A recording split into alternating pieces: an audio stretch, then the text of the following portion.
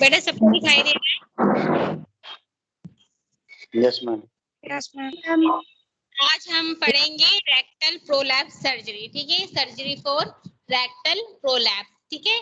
तो आज का टॉपिक हमारा रेक्टल प्रोलैप्स सर्जरी है। तो जैसा कि रेक्टल प्रोलैप्स समझते हो क्या होता है?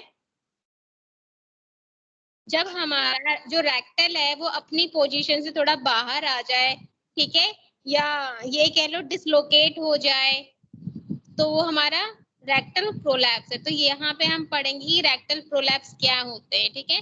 तो उसके अकॉर्डिंग रेक्टल प्रोलैप्स को डिफाइन किया गया है, ठीक है। जैसा कि इसमें लिखा है ना, व्हाट इज रेक्टल प्रोलैप्स, कि रेक्टल प्रोलैप्स होते क्या है, ठीक है। तो अगर हम बात करें फुल थिकनेस रेक्टल प्रोलैप्स की, तो फुल थिकनेस रेक्टल प्रोलैप्स कह लो, म्यूकोसल प्रोलैप्स या इंटरनल इंटुसेप्शन जो होता है वो क्या होता है। तो अगर हम बात करें फुल थिकनेस रेक्टल प्रोलैप्स की, तो इसका मतलब, कहने का मतलब है कि जो हमारा एंटायर रेक्टम है ना, एनएस से पहले क्या होता है, रेक्टम होता है ना, रेक्टम के बाद एनएस आता है। तो जो पूरा का पूरा जो रेक्टम है वो कहाँ आ गया, एनएस के थ्रू बाहर आ गया है, ठीक है। तो ये कह लो कि रेक्टस का एनएस के थ्रू बाहर आ जाना वही हमारा रेक्टल प्रोलैप्स कहलाता है। तो अगर पूरा का पूरा रेक्टम एनएस के थ्रू बाहर आने लगे तो उसको हम बोलते फुल थिकनेस रेक्टल प्रोलैप्स। समझे बेटा? ये समझ में आया किसी को? यस मैम, मेरे समझ में आ गया। और बाकियों को? बेटा बाकी? यस मैम आ गया। ठीक है।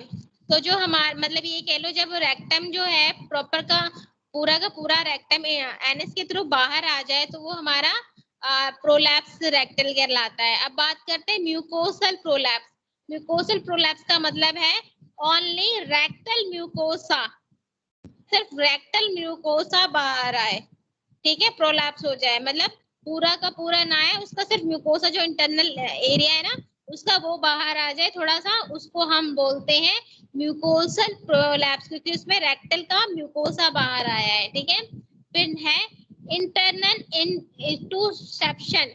इंटरनल इंटुसेप्शन में क्या होता है, rectum collapse but does not exit the anus, मतलब जो रेक्टम है वो आपस में कोलैप्स तो हो जा रहे हैं लेकिन वो एनएस के बाहर नहीं आ रहे हैं, इसको बोलते हैं इंटरनल इंटुसेप्शन, ठीक है।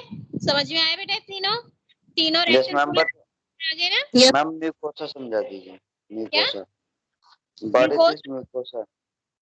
म्यूकोसा बेटा, म्यूकोसा हमारे इंटरनल एरिया होता है। जैसे मान लो अगर मैं अगर चलो मान लो जैसे हमारी नोज है ना, हमारी जी मैम। नोज है, नोज जो हमारी नोस्ट्रिल है, जो हमारी नोस्ट्रिल जो है, जो एरिया है इंटरनल, क्या है हमारा म्यूकोसा है ना, जहाँ पे जो नोज है हमें थोड़ी सी मतलब वेट दिखती है, हेयर फॉलिकल्स है, ये है ना, ये हमारी नोज का म्यूकोसल पार्ट है। उसी तरह हमारे रेक्टम भी क्या है, एक होलो पार्ट ही है ना। Yes ma'am. तो उसका जो इंटरनल जो एरिया है ना, जो एकदम लास्ट का जो इनर एरिया है वो उसका म्यूकोसा पार्ट है। उस म्यूकोसा का बाहर आ जाना, रेक्टम का नहीं, उस म्यूकोसा का बाहर आ जाना, ठीक है। ओके। और किसी को डाउट बेटा? और किसी को डाउट? मैम एक बार और बताना। एक बार बेटा सारा ठीक है। अगर देखो, जब पूरा का पूरा रेक्टम एनएस के बाहर आ जाए तो उसे बोलते हैं फुल थिकनेस रेक्टम प्रोलैप्स, ठीक है। जब रेक्टल का म्यूकोसा पार्ट बाहर आ जाए उसको हम बोलेंगे म्यूकोसल प्रोलैप्स। लेकिन जब रेक्टम आपस में कोलैप्स हो जाए लेकिन एनएस के बाहर ना आए उसे बोलते हैं इंटरनल इंटुसेप्शन, ठीक है। जैसा कि देखो इस वाले में देख रहा है ना, ये दिख रहा है जी मैम। बेटा? दिख रहा है? तो ये क्या है, ये एनएस के बाहर आ गया है ना, देखो अपनी जगह से हट गया है ना, ये बाहर, ये क्या है, प्रोलैप्स है, रेक्टल प्रोलैप्स बोलते हैं इसको। अब है एनाटॉमिकली अबनॉर्मलिटीज क्या होती है। अबनॉर्मली डीप पाउच ऑफ डॉगल्स, मतलब इसमें क्या है, एक पाउच की तरह क्या होगा, दिखाई देगा। अबनॉर्मली डीप पाउच डॉगल्स की तरह दिखाई देगा। लेग से atonic muscles of pelvic floor या एनएस, और लेग से या एटोनिक मसल्स हमारे पेल्विक जो फ्लोर है, हमारा जो पेल्विक एरिया है या एनएस है, वहां पे एक मतलब एक मसल्स, इकट्ठा मसल्स हमें दिखाई देगा। फिर है वीकनेस ऑफ स्पिंचर, मतलब इसमें क्या हो जाएगी, जो स्पिंचर होगी वो वीक हो जाएगी, बहुत ज्यादा वीक हो जाएगी, तभी तो रेक्टल बाहर आ जाएगा। ठीक है। लैक ऑफ नॉर्मल फिक्सेशन, मतलब नॉर्मल फिक्सेशन की कमी हो जाने की वजह से, किसकी, रेक्टम की, विथ मोबाइल मेसोरेक्टम, मोबाइल मेसोरेक्टम और लेग्स लेटरल लिगामेंट के साथ रेक्टम का अगर प्रॉपर फिक्सेशन की कमी हो जाएगी तो रेक्टल अपनी जगह से डिस्प्लेस हो जाएगा। ठीक है। अब बात करते हैं कॉज ऑफ रेक्टल प्रोलैप्स, कि रेक्टल प्रोलैप्स के होने के क्या क्या कारण है। ठीक है। अब हम उसके बारे में बात करते हैं। तो जो हमारा रेक्टल प्रोलैप्स है वो किस किस वजह से होता है। ठीक है। तो रेक्टल प्रोलैप्स में be associated with following condition. Number 1, advance age, मतलब जैसे जैसे एज बढ़ती है वैसे वैसे ये प्रॉब्लम होने लगती है। लॉन्ग टर्म कॉन्स्टिपेशन, अगर किसी को बहुत लंबे टाइम से कब्ज की बीमारी है, ये प्रॉब्लम है कॉन्स्टिपेशन की, उसलिए भी हो सकती है। Long term straining during defecation, मतलब लॉन्ग टर्म से स्ट्रेनिंग, मतलब ये कह लो कि जब स्टूल पास हो रहा हो और उस वक्त स्टूल में वो ब्लड की लाइनिंग नहीं आती है, समझ रहे हो बेटा, बेटा समझ रहे हो, जो स्टूल पास होता है, पर्सन स्टूल पास करते हैं तो स्टूल पे जो रेड कलर की लाइनिंग नहीं आ जाती है, अगर लंबे समय से अगर स्ट्रेनिंग हो रही है तो ये रेक्टल प्रोलैप्स हो सकते हैं। Receiving anal sex, long-term diarrhea, pregnancy, stress of childbirth and previous surgery, ये इसके नॉर्मल कॉजेस हैं। ठीक है। अब ये मतलब ये पेल्विक फ्लोर के बारे में दिखाया है, इसमें रेक्टस प्ले दिखाया है अभी। ठीक है। हाउ कॉमन, ठीक है, कितना नॉर्मल है, कॉमन है। रेक्टल प्रोलैप्स इज अनकॉमन, जो रेक्टल प्रोलैप्स है ये अनकॉमन नहीं है, मतलब अनकॉमन, ये कॉमन बीमारी नहीं है, ये हर किसी को नहीं होता। तो rectal prolapse is uncommon, however truth incidence is unknown, जो इसका जो होने का जो इसके इंसिडेंस जो अभी तक पता नहीं चले हैं, बिकॉज ऑफ अंडर रिपोर्टिंग, क्योंकि ये अंडर रिपोर्टिंग है, ये बाहर आया ही नहीं है। ठीक है। Specially in the elderly population, जो बुजुर्ग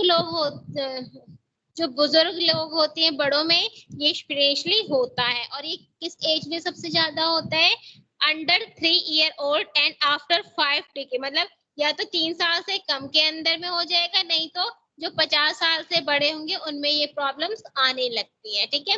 80 to 90% पेशेंट आर वुमेन, इस और जो प्रोलैप्स, रेक्टल प्रोलैप्स के केसेस के अकॉर्डिंग उसमें 80 से 90% कौन होती है, वुमेन होती है। ये वुमेन्स में सबसे ज्यादा होता है। एसोसिएटेड फीचर क्या है इसके, 50% इनकॉन्टिनेंस है, और ठीक है, इनकॉन्टिनेंस की वजह से होती है, और 15 to 65% कॉन्स्टिपेशन की वजह से, मतलब इसके अकॉर्डिंग इतना है। नेक्स्ट है condition is often concurrent with pelvic floor, जो इसकी जो कंडीशन वो हमारी पेल्विक फ्लोर से क्या करती है, अटैच होती है। Prolapse of other pelvic floor organ, और पेल्विक फ्लोर, और जो प्रोलैप्स है वो अदर पेल्विक फ्लोर ऑर्गन के साथ भी रहते हैं, सच एज यूट्रस या ब्लडर के भी साथ हो जाते हैं। ठीक है। 35% ऑफ पेशेंट आर नूली पोरेंस, जो 35 पेशेंट होंगे नूली पोरेंस होंगे। ठीक है। अब ये देखो, ये ग्राफ है हमारे रेक्टल प्रोलैप्स का, ये ग्राफ है। ठीक है।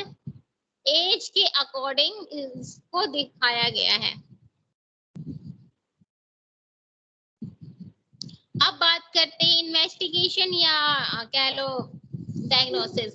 तो कॉलोनिक इमेजेस ली जाती है, क्योंकि कॉलोन्स होते हैं, इंटेस्टाइनल एरिया है, तो कॉलोनिक इमेजेस ली जाएगी, जिससे हमें नियोप्लास्ट के बारे में पता चले, सिग्मोइडोस्कोपी की जाएगी, डिफोग्राफी की जाएगी। Anal rectal manometry is sometime used to elevate anal sphincter muscle.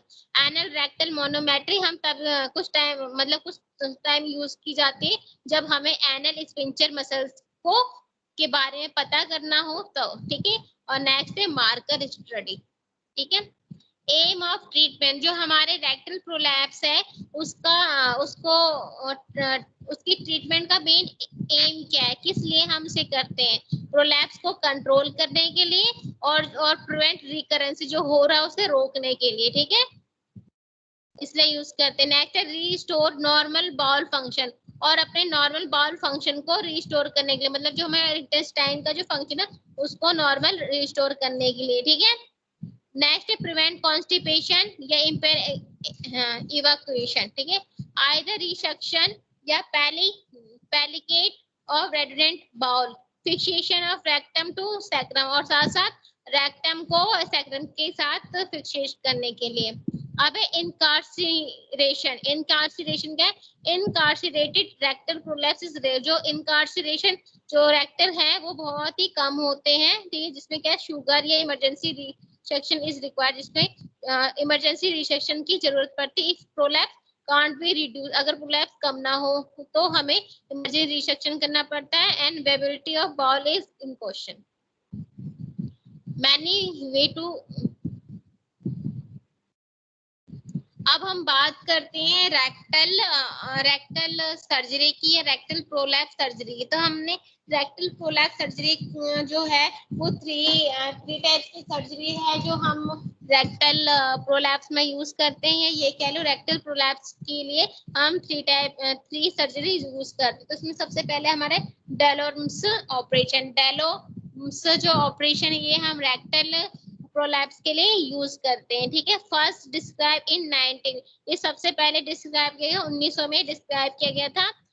Circumferential incision is made through mucosa of the prolapse rectum near the dinate line। मतलब जो सबसे पहला जो इंसिजन है वो हम म्यूकोसल पे लगाते हैं। जो रेक्टम प्रोलैप्स हो गया उसका जो म्यूकोसल पार्ट है, जो डिटेन जो उसकी नॉर्मल जो लाइन है वहां पे हम क्या करते हैं, कट करते हैं। Using electrocautery mucosal strip from rectum to apex of prolapse.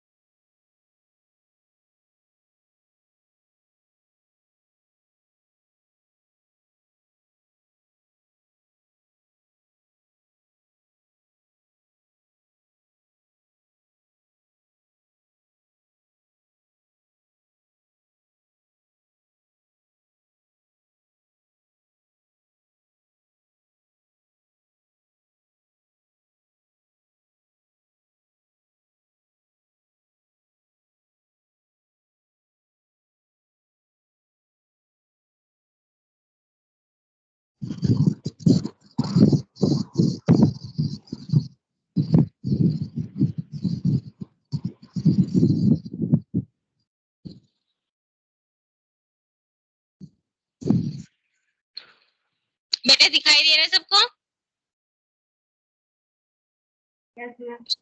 ठीक है। तो फर्स्ट डिस्क्राइब इन 90s, मतलब पहले के 90s में डिस्क्राइब किया था। और इसमें हम इंसिजन लगाते हैं। जो हमारे रेक्टम प्रोलैप्स का जो म्यूकोसल है, जो डेंटेड लाइन के पास है, हम वहाँ पे एक इंसिजन कट करते हैं, ठीक है, जिसमें हम इलेक्ट्रोकॉटरी मशीन का यूज कर सकते हैं, जिससे क्या है mucosa is strip from rectum to apex, जिससे क्या है जो रेक्टम से जो ठीक है जो हमारी म्यूकोसल है वो वहां से हट जाएगी। Apex of prolapse and exercises, ठीक है। फिर है denuded prolapse muscles then plicated with suture, और उसके बाद जब हम उसको काट देते हैं तो जो प्रोलैप्स की कुछ मसल्स बची होती हैं उसको हम क्या करते हैं, सूजर के थ्रू सूचरिंग कर देते हैं एंड रिफिल अप्लाई के अकॉर्डियन, और उसको रिफिट कर देंगे। Transected edges of mucosal are then suture together, और जो ट्रांसेक्टेड मतलब जो छोटे छोटे टुकड़ों में जो उसके किनारे कटे होंगे म्यूकोसा के, उसको हम एक साथ क्या कर देंगे, एक साथ लाके उसको सूचर्स कर देंगे, ठीक है। Low morbidity can be done under spinal, और ये इसकी जो मॉर्बिलिटी है बहुत मॉर्बिलिटी इसकी बहुत लो है, और ये हम स्पाइनल के थ्रू मतलब स्पाइनल एनेस्थीसिया इसके लिए देंगे। ठीक है, इसलिए कौन सा एनेस्थीसिया देंगे? स्पाइनल एनेस्थीसिया देंगे। लिखा है ना, can be done under spinal. ठीक है, यस मैम। और देखो इसकी मोर्टेलिटी रेट जो है ना बहुत ही कम है। ठीक है,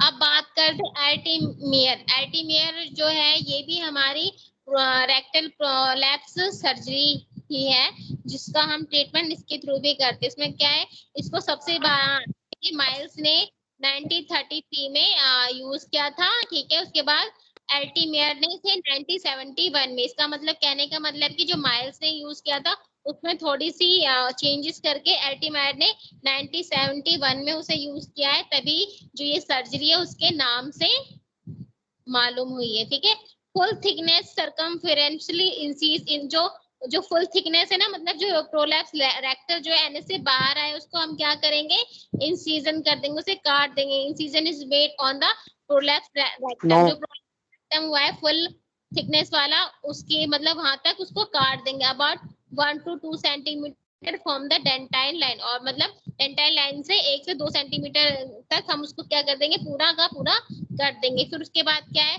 हार्निया सैक इज देन क्या, हार्निया सैक होगा वो इंटर करेगा and then prolapse and deliver, और उसके बाद प्रोलैप्स मतलब बाहर आ जाएगा। क्यों? क्योंकि हार्निया क्या है, वो भी तो एक तरीके की गांठ है ना, उसको लेके वो प्रोलैप्स के साथ बाहर आ जाएगा। ठीक है, mesentery of the prolapse bowel is serially ligate until no further edetuant bowel can be pulled out। मतलब जो मेसेंट्री है प्रोलैप्स की बाउल, वो मतलब जो प्रोलैप्स है उसको क्या लाइगेट जोड़ देंगे जब तक कोई मतलब बाउल जो हमारी है वो जो हमारी इंटेस्टाइन वो आपस में पुल अप या पुल डाउन ना कर सके। ठीक है, bowel is transected and hand sewn to distal end canal या स्टेपल यूजिंग सर्कुलर स्टेपलर। इसमें जो हमारी बाउल है, जो हमारी इंटेस्टाइन है, उसको हम क्या करेंगे, ट्रांसेक्टेड करेंगे एंड हैंड से और हाथ से उसे क्या करेंगे, स्वी करके डिस्टलाइज करेंगे, डिस्टल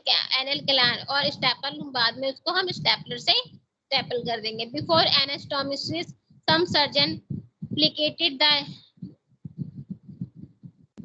इसके लिए कुछ जो सर्जन है वो मतलब इसमें कुछ ना कुछ जो उसके मसल्स हैं एंटीरियर, ये देखो बेटा, स्लाइड दिखाई दे रही है आप लोगों को? मैम स्क्रीन शो नहीं हो रही मेरे में। बेटा दोबारा से ज्वाइन करो।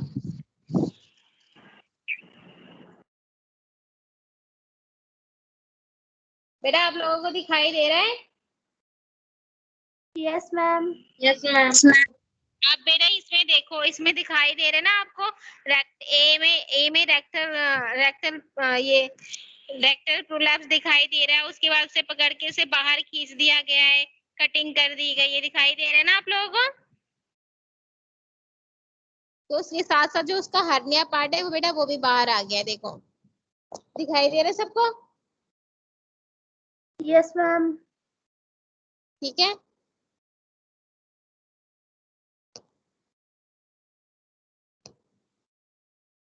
अब है प्रीनियल स्टेपल प्रोलैप्स, जिसको पीएसपी या स्टेपल अल्टीमायर कहते हैं, जो अभी हमने यूज किया है।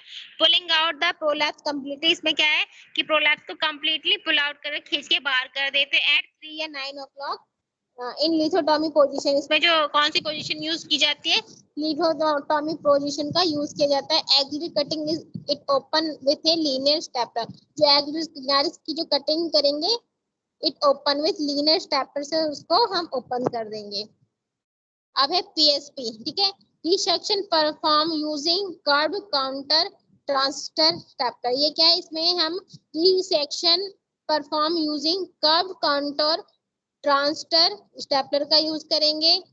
ठीक है, इससे मतलब उन्होंने बताया है कि ये कह लो कि स्टडी है जिसमें उन्होंने 32 पेशेंट को लिया, जिसमें 30 फीमेल थे और 2 मेल थे, और जिनकी एज जो थी अराउंड 80 के आसपास, जो मीडियन उन्होंने निकाला 80 निकाला, जिसमें पेशेंट की उम्र थी 26 से 93 तक है।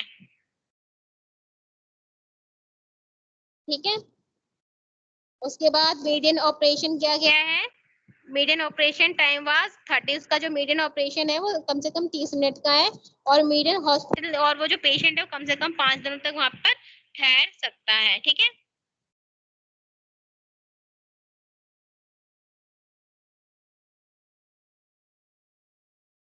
अब आता है प्रीनियल अप्रोच। जो प्रीनियल अप्रोच है उसकी जो मॉर्बिलिटी है वो बहुत ही लो है और पॉसिबली हाई रिकरेंस रेट होता है। अवॉइड अब्डोमिनल सर्जरीज में अब्डोमिनल सर्जरी को अवॉइड किया जाता है, और यहाँ तक कि पैल्विक डाइसेक्शन को भी अवॉइड किया जाता है। Cutting of an upturn shock not, मतलब इसे कटिंग तो की जाती है लेकिन फिक्सिंग नहीं की जाती है। अब है हमारा अब्डोमिनल प्रोसीजर, जिसमें क्या है, सूचर रेक्टोपैक्सी यूज करेंगे, मैथ रेक्टोपैक्सी, रिसेक्शन रेक्टोपैक्सी, और ये लेप्रोस्कोपी और ओपन यूज किया जाएगा।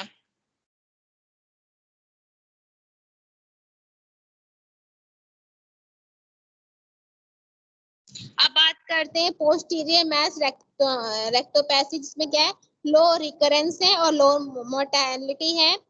इसमें पेल्विक सेक्स होने के 2 से 60% के चांसेस है। इसमें हेमाटोमा भी अवॉइड किया जाता है। अगर हम पेल्विक ड्रेनेज करते हैं तो उस टाइम हमें हेमाटोमा को अवॉइड किया जाता है। Incontinence improve but constipation made worse, उसमें जो इनकॉन्टिनेंस है वो तो इम्प्रूव हो जाता है, लेकिन जो कॉन्स्टिपेशन है वो वैसे का वैसे ही रहता है। अब है रिसेक्शन कॉन्टिपैक्सी, जिसमें क्या, रिसेक्शन ऑफ डिडेंट रेक्टोसाइगमॉइड को क्या करते हैं, रिसेक्ट करेंगे, लेकिन ठीक है, extend course of left colon, और ये साथ साथ जो हमारा लेफ्ट कोलन है उसको भी देखा जाएगा और उसको फिक्स किया जाएगा, और इसमें कॉन्स्टिपेशन से रिलीफ मिल जाता है। लैब वर्सेस ओपन, जिसमें क्या है, सिंपल प्रोसीजर का हम यूज करेंगे। ठीक है, ये क्या है, ये जो लेप्रोस्कोपी और ओपन सर्जरी के बारे में सुना है, तो लैब वर्सेस ओपन मतलब ये क्या है, सिंपल प्रोसीजर है, इसमें पेन में कम हो जाता है। ठीक है, और हॉस्पिटल में जो पेशेंट रहते हैं ना, मतलब उनका टाइमिंग में कमी होता है, वो जल्दी वहां से चले जाते हैं। Study show lab as effective as open, जो हमारा जो लेप्रोस्कोपी है वो ओपन सर्जरी से ज्यादा ही इफेक्टिव है। ठीक है, और इनमें क्या है, नो डिफरेंस इनकॉन्टिनेंस में, इनकॉन्टिनेंस में कोई भी डिफरेंस नहीं होता है। कॉन्स्टिपेशन और रिकरेंस भी वैसे ही के वैसे ही है।